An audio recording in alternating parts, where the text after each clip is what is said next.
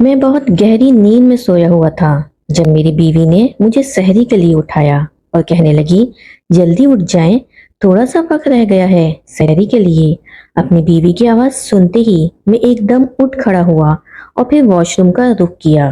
Fresh ہونے کے بعد میں نے وضو کیا اور دسترخوان پہ بیٹھ گیا جہاں پر میری بیوی اور دونوں بچے بیٹھے ہوئے تھے۔ میں جیسے ہی دسترخوان پہ بیٹھا تو بچوں نے مجھے سلام کیا۔ میں نے محبت سے ان کے سر پہ ہاتھ رکھا۔ یوں تو بچے ابھی چھوٹے تھے، روزہ نہیں رکھتے تھے، لیکن پھر بھی میری بیوی انہیں صرف اس لیے اٹھاتی تھی تاکہ ان کی روٹین بنی رہے اور انہیں سحر اور افطار کی اہمیت کا بھی پتہ چلے اور روزوں کے مفہوم کے بارے میں وہ صحیح طریقے سے جان سکیں۔ اس کے بعد ہم چاروں نے مل کے سحری کی اور اللہ تعالیٰ کا شکر ادا کیا۔ میں بچوں کو لے کے مسجد میں چلا گیا اور نماز ادا کرنے کے بعد جب میں واپس آیا تو تب تک میری بیوی کچن سمیٹ رہی تھی اور نماز ادا کر چکی تھی۔ میں تو دوبارہ سونے کے لیے لیٹ گیا جبکہ میری بیوی قرآن پاک پڑھنے لگی۔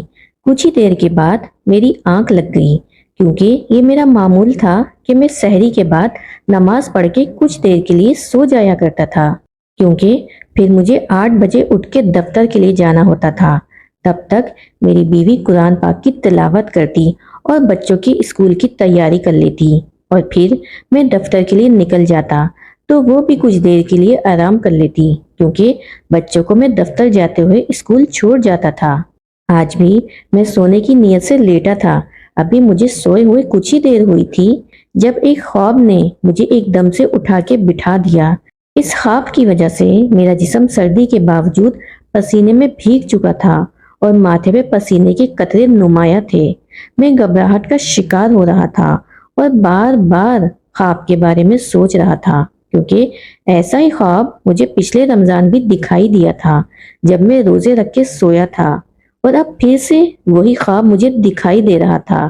یوں لگ رہا تھا کہ جیسے اس خواب کا میرے ساتھ کوئی خاص تعلق ہے، کہ اس خواب کے ذریعے مجھے کوئی بات بتانے کی کوشش کی جا رہی ہے، لیکن وہ کیا بات تھی میں سمجھ نہیں پا رہا تھا۔ اس خواب میں مجھے ہر بار یہی دکھائی دیتا، مجھے کوئی شخص یہ کہہ رہا ہے کہ جتنے مرضی روزے رکھ لو اور جتنی مرضی عبادات کر لو، تیرا کوئی روزہ کوئی عبادت قبول نہیں ہوگی، تیری کوئی دعا ریاضت قبول نہیں ہوگی۔ یہ آواز جب بھی میں سنتا تو گھبرا جاتا، یوں لگتا کہ جیسے واقعی یہ میرا خواب سچ ہے۔ میں ایک دم گھبرا کے بیٹھ جاتا۔ سارا رمضان مجھے یہی خواب دکھائی دیتا رہا اور اب پھر سے یہ سلسلہ شروع ہو چکا تھا۔ میری بیوی نے مجھے گھبرائے ہوئے انداز میں اٹھ کے بیٹھے دیکھا تو پوچھنے لگی کیا ہوا، آپ ٹھیک تو ہے نا، آپ کی طبیعت تو ٹھیک ہے؟ جبکہ میں نے اس سے کہا آج مجھے پھر سے وہی خواب دکھائی دے رہا ہے جو پچھلے سال دکھائی دیا تھا۔ سمجھ نہیں آ رہی کہ آخر اس خواب کا مجھ سے کیا تعلق ہے۔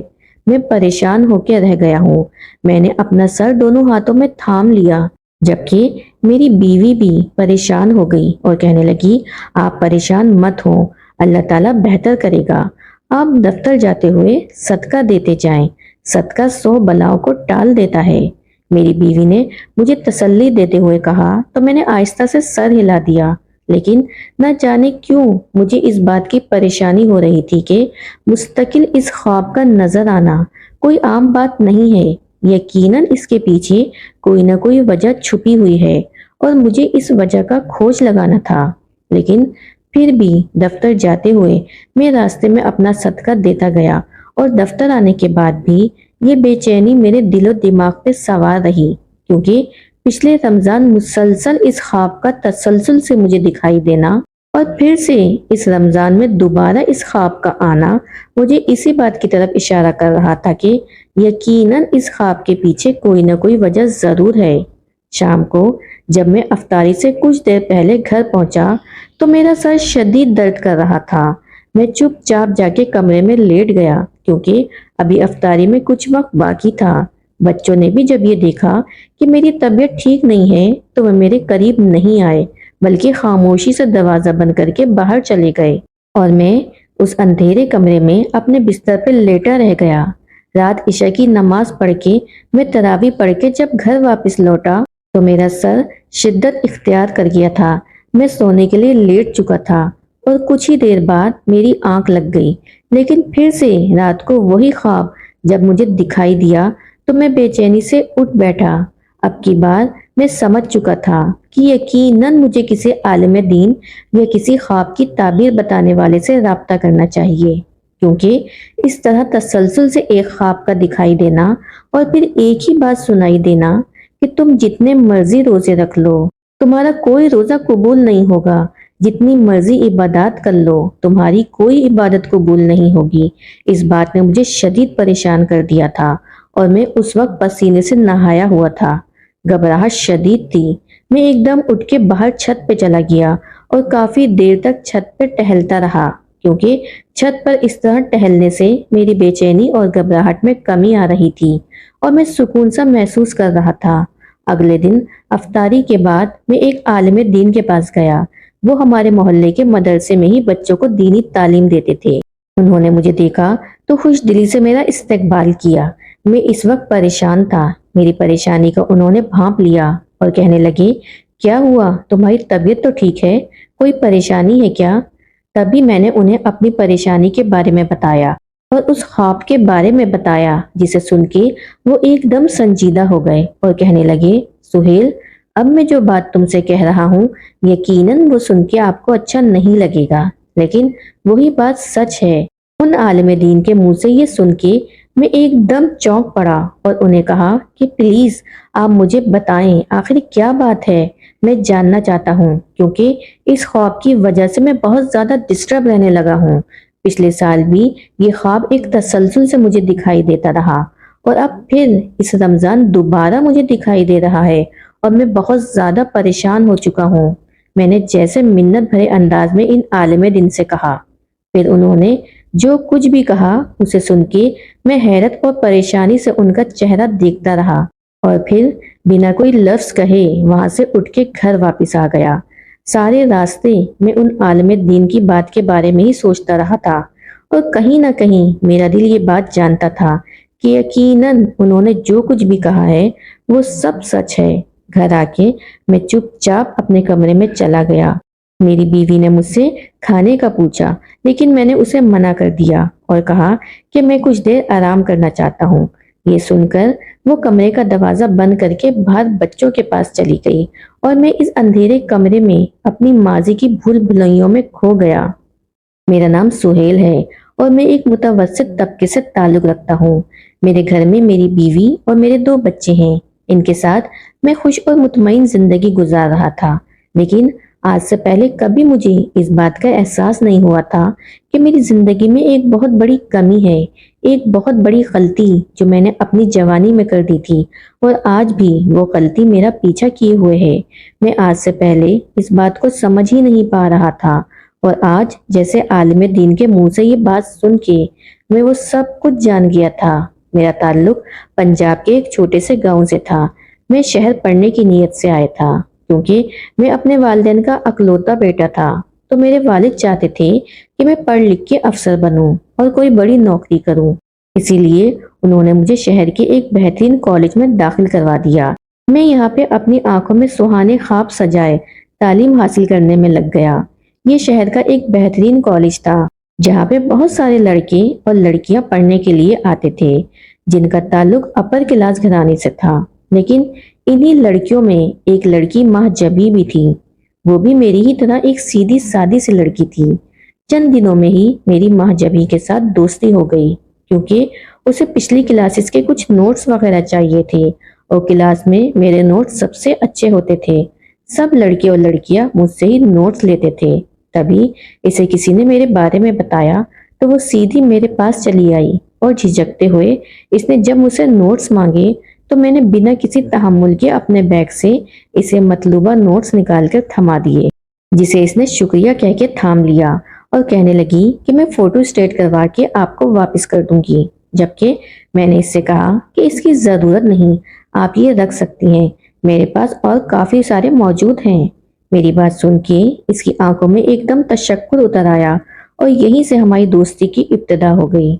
अब अक्सर महजबी मेरे पास आके बैठ जाती और हम किसी टॉपिक को डिस्कस करते। یوں آہستہ آہستہ کر کے ہمارے درمیان ایک بے تکلفی کی فضا پیدا ہونے لگی اور ہم دونوں ایک دوسرے کے بارے میں جاننے لگے۔ مہجبی کا تعلق بھی میرے ہی جیسے گھرانے سے تھا اور وہ بھی اپنی قسمت بدلنے کے لیے اعلیٰ تعلیم حاصل کر رہی تھی، کیونکہ مہجبی کے بعد اس کی دو بہنیں اور بھی تھیں اور اس کے والد ایک سبزی فروش تھے۔ مہجبی اپنی قسمت پڑھائی کے ساتھ بدلنا چاہتی تھی۔ یہی وجہ تھی کہ اس کی آنکھوں میں بھی کچھ خواب سجے ہوئے تھے اور میں تعلیم کی راہ میں اس کی ساری مشکلات اور رکاوٹوں کو دور کر رہا تھا۔ اسے جس ٹاپک کو بھی سمجھنا ہوتا تھا مجھ سے سمجھ لیتی اور میں اسے بہت اچھے طریقے سے گائیڈ کر دیتا۔ سیمسٹر کا رزلٹ آیا تو میں نے ٹاپ کیا تھا۔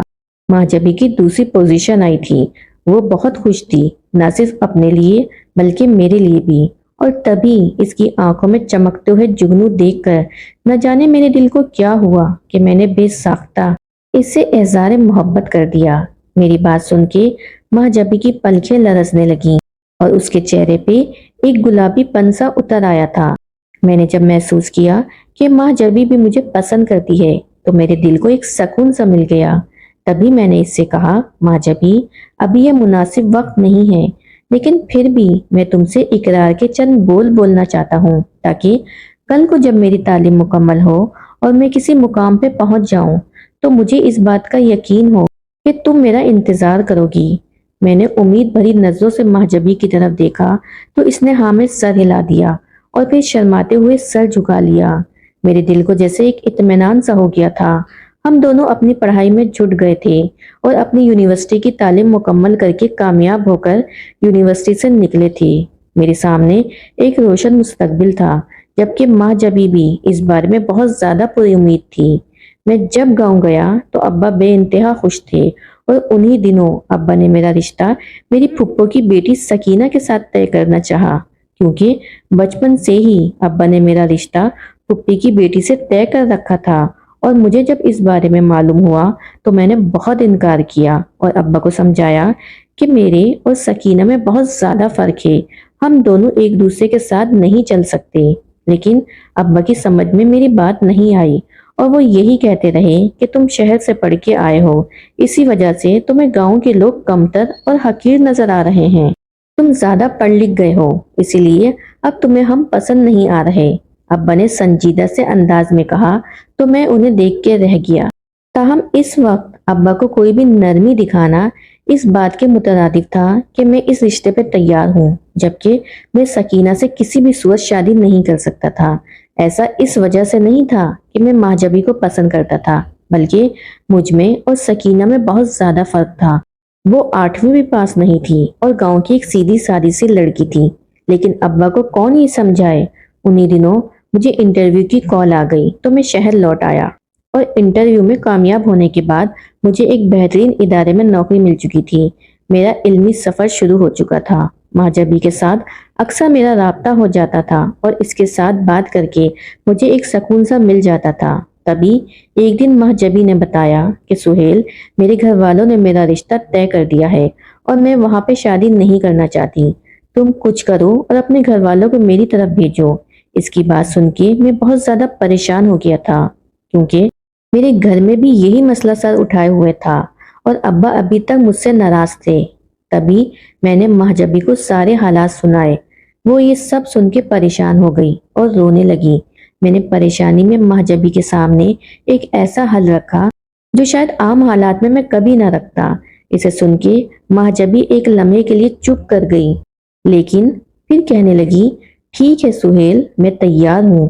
اس کی بات سن کے مجھے جیسے سکون سا ہو گیا۔ میں نے اور مہجبی نے اگلے ہی دن کورٹ میرج کر لی اور ہم نے اپنے اپنے گھر والوں کو اطلاع پہنچا دی۔ اس کے بعد ہمارے گھر والوں نے ہم سے قطع تعلق کر لیا۔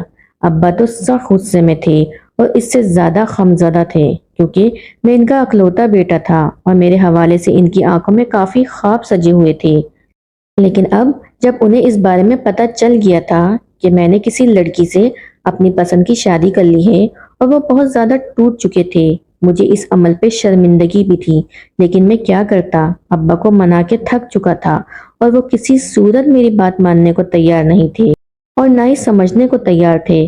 میں نے بھی یہی سوچا کہ وقت کے ساتھ ساتھ ابا مان جائیں گے۔ لیکن جیسے جیسے وقت گزر رہا تھا ابا کا غصہ کسی طور بھی کم نہیں ہو رہا تھا، بلکہ انہوں نے میرے معاملے میں ایک خاموشی اختیار کر لی تھی۔ میں بھی شہر میں اپنی دنیا میں مگن ہو چکا تھا اور اپنی بیوی کے ساتھ ایک اچھا وقت گزار رہا تھا۔ جیسی زندگی کی توقع میں نے کی تھی بالکل ویسی ہی زندگی گزر رہی تھی، اور میری خوشیوں کو چار چاند تب لگے جب مجھے اس بات کی خبر ملی کہ ماہ جبی امید سے ہے اور بہت جلد ہمارے آنگن میں ایک پھول کھلنے والا ہے۔ میں جیسے خوشی سے پاگل ہی ہو گیا تھا، اور پھر یہ وقت بھی بہت تیزی سے گزر گیا۔ حالانکہ میں نے اپنے گھر پہ اس بات کی اطلاع بھجوا دی تھی کہ ابا آپ کا پوتا آنے والا ہے، لیکن ابا کی ناراضگی ختم نہیں ہوئی، بلکہ وہ مسلسل خاموشی اختیار کیے ہوئے تھے۔ میرے گھر بیٹے نے جنم لیا تو میں اسے لے کے اپنی بیوی کے ساتھ خوشی خوشی گاؤں آیا، لیکن ابا نے مجھے گھر میں گھسنے نہیں دیا۔ میں کتنی دیر دروازے کے باہر ایک امید کے آسرے کھڑا رہا، لیکن ابا نے مجھے اندر آنے کی اجازت نہیں دی۔ میں بہت مایوسی سے وہاں سے واپس لوٹ آیا، اور اسی دن میں نے اپنے دل میں تہیہ کر لیا کہ اب میں دوبارہ کبھی نہیں جاؤں گا۔ اس دن کے بعد سے پھر دوبارہ پلٹ کے میں نے خبر نہیں لی۔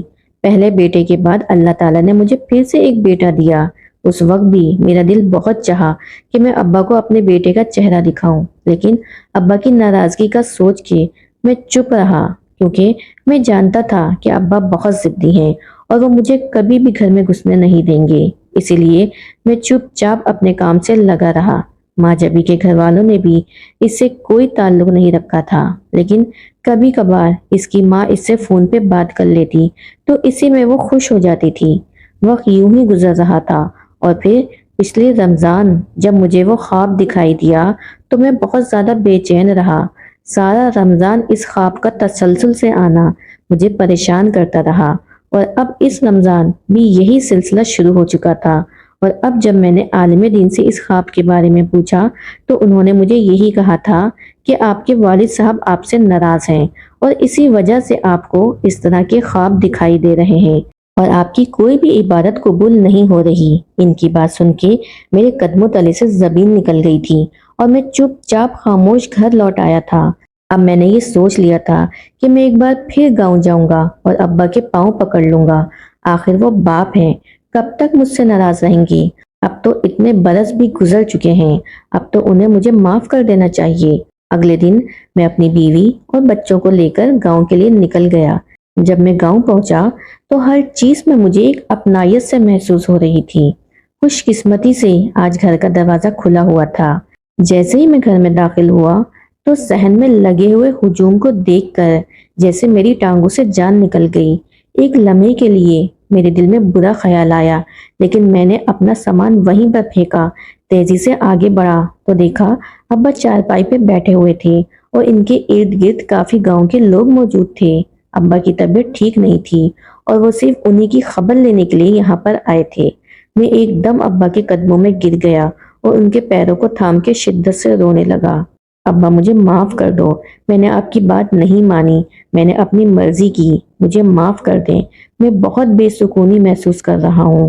ابا ایک بار، بس ایک بار مجھے معاف کر دیں، میں دوبارہ کبھی آپ کی حکم عدولی نہیں کروں گا۔ میں نے روتے ہوئے اپنے باپ سے درخواست کی اور ان کے پیروں میں پڑ گیا۔ تبھی ابا نے مجھے کندھوں سے تھام کے اٹھا لیا اور مجھے اپنے سینے سے لگا لیا۔ ایک لمحے کے اندر ہی میری ساری پریشانی ختم ہو چکی تھی، اور میں جیسے اندر تک سیراب ہو گیا تھا۔ ابا نے میرے ساتھ آئے ہوئے میرے دونوں بیٹوں کو بے حد پیار کیا۔ نم آنکھوں سے وہ ان کا چہرہ چومتے رہے۔ پھر میری بیوی کے سر پہ انہوں نے ہاتھ رکھا تو جیسے میرے دل کے اندر سکون اتر آیا، کیونکہ میں جان چکا تھا کہ ابا بھی اس خود ساختہ ناراضگی سے بہت زیادہ تنگ آ چکے ہیں، اور اب جب کہ میں ان کے پاس واپس لوٹ آیا ہوں تو انہیں بھی جیسے سکون ہو گیا تھا۔ اس دن کے بعد سے میں ابا کے پاس گاؤں میں ہی تھا، کیونکہ میں چھٹیاں لے کر آیا ہوا تھا، اور اب میں ان سے اصرار کر رہا تھا کہ وہ میرے ساتھ شہر چلیں، کیونکہ پہلے ہی ہم نے ناراضگی میں بہت وقت ضائع کر دیا تھا۔ لیکن ابا گاؤں چھوڑنے کو تیار نہیں تھے، تاہم ان کا یہی کہنا تھا کہ کبھی کبھار تم لوگ چکر لگا لیا کرنا، اور کبھی کبھار میں چکر لگا لیا کروں گا، اس طرح سے میل جول رہے گا۔ لیکن میں شہر جا کے نہیں رہ سکتا۔ میں ابا کی بات سمجھتا تھا، کیونکہ انہوں نے ساری زندگی اس گھر میں گزاری تھی اور اب وہ عمر کے اس حصے میں آ کر یہ گھر نہیں چھوڑ سکتے تھے۔ میں اس بار جب گاؤں سے لوٹا تو میں بہت خوش تھا، اور سب سے زیادہ خوش تو میری ماں جبھی تھی۔ وہ اتنے عرصے سے دل میں یہ خواہش رکھے ہوئی تھی کہ اسے بھی سسرال میں بہو کا مقام ملے، اور ابا نے جب اسے اپنی بہو مان لیا تو وہ بھی بے حد خوش تھی، اور میں اس حوالے سے مطمئن ہو چکا تھا کہ میرا وہ خواب جو مجھے اتنے عرصے سے تنگ کر رہا تھا اور روزانہ دکھائی دیتا تھا، اب وہ میرا خواب نظر آنا بند ہو چکا تھا۔ ابا کے راضی ہونے کے بعد دوبارہ مجھے وہ خواب کبھی دکھائی نہیں دیا، اور میں اس سلسلے میں ان عالم دین کا شکر گزار تھا جنہوں نے بوقت مجھے صحیح راستہ دکھایا اور میری مشکل کو آسان کیا۔ اگر وہ مجھے یہ سب نہ بتاتے تو شاید میں ابا کی ناراضی ختم کرنے کے لیے گاؤں نہ جاتا، اور نہ ہی ابا مجھ سے راضی ہوتے۔ آج میں اور ماں جبھی مکمل طور پہ دل سے خوش ہیں، کیونکہ آج ہم نے اس دولت کو پا لیا جسے ہم نے اپنے ہاتھوں سے کھو دیا تھا۔